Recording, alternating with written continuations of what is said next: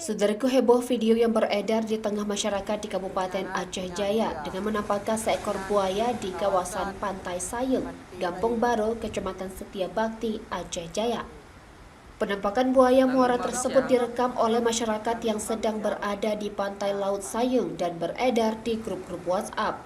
Kecik Kampung Sayung, Abi menjelaskan jika informasi beredar buaya di pantai tersebut sudah sejak Sabtu 11 Februari 2023. Muhammad Abi juga menegaskan jika keberadaan buaya itu sendiri sudah dilaporkan kepada pihak PKSDA serta pihak kepolisian.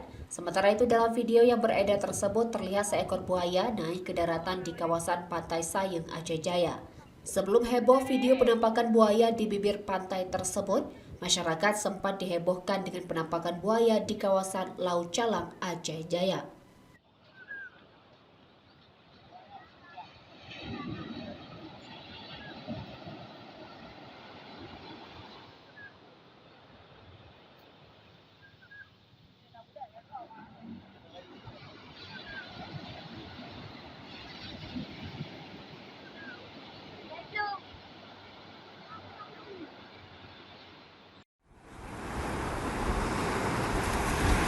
Nyan ya.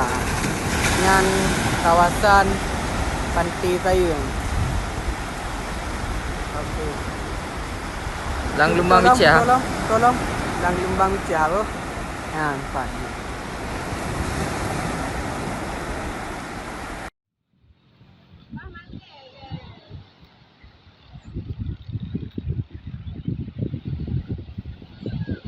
Talaga eh.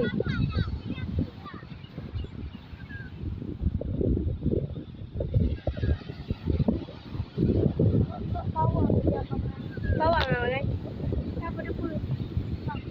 Tak ada eh.